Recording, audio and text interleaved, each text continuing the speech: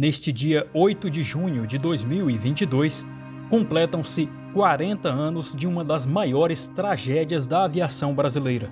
o acidente do voo VASP 168, voo esse que, em 1982, colidiu contra a Serra da Aratanha, perto de Fortaleza, no Ceará, causando a morte de 137 pessoas. Mas como um jato equipado com vários meios de navegação e pilotado por uma tripulação experiente se envolveu em um acidente com essas características? Vamos à simulação do voo 168 e, posteriormente, a análise de alguns trechos do relatório final da investigação oficial.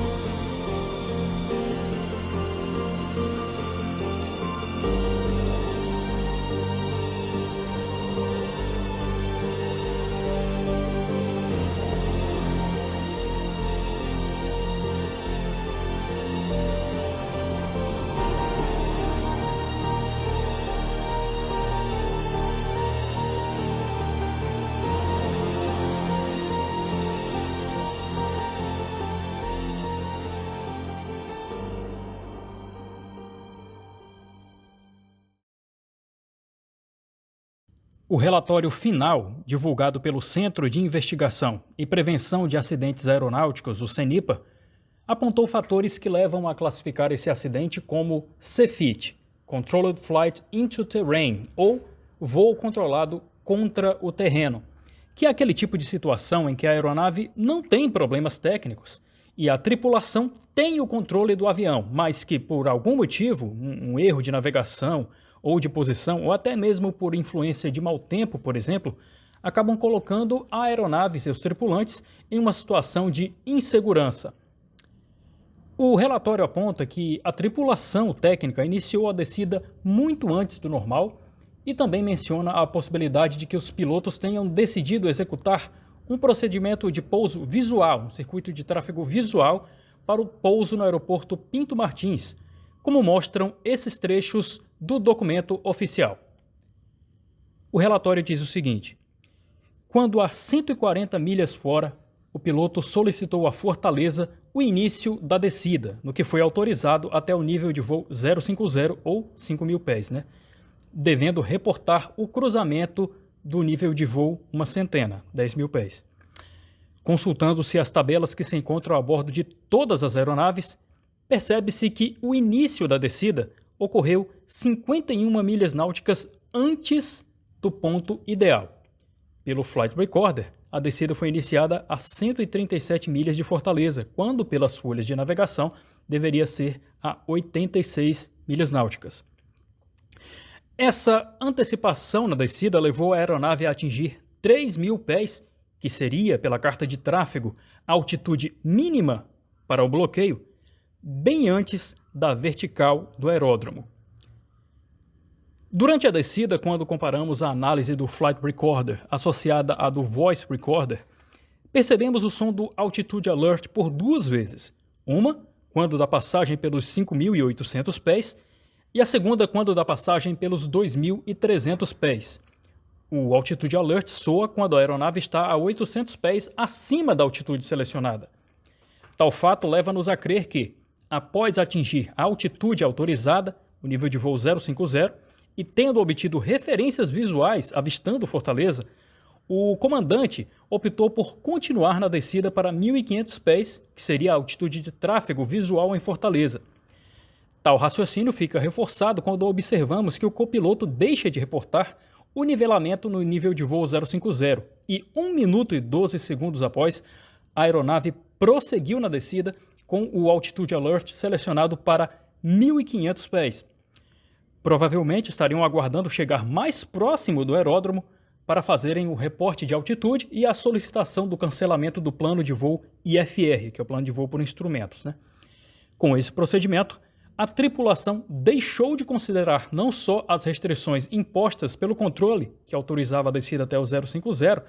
bem como a altitude mínima prevista pela carta de aproximação por instrumentos, que restringe em 4.500 pés de altitude num raio de desde 25 milhas náuticas até 8 milhas náuticas do aeródromo, a carta que estava em vigor na época.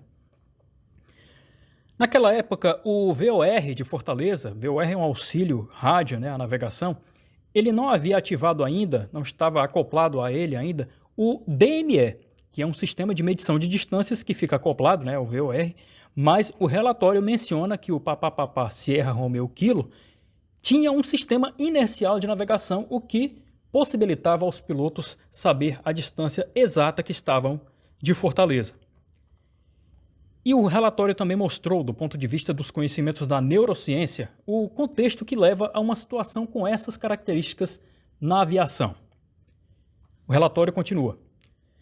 Os dados acima apresentam as mesmas características de acidentes anteriores, onde a atenção dos pilotos foi totalmente desviada para um impulso dominante, nesse caso, a visão da cidade iluminada e a localização da pista.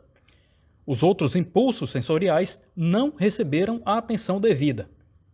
O cérebro humano, quando tem sua atenção focalizada em um impulso dominante, possui a característica de desligar outros impulsos sensoriais. Assim, ao ser alertado pelo copiloto da existência de morros à frente, o comandante tinha sua atenção voltada para a interceptação visual da perna do vento, sem observar obstáculos à sua frente. Para que se observe uma elevação à noite, é necessário que haja contraste, ou a elevação é iluminada e o fundo escuro, ou vice-versa.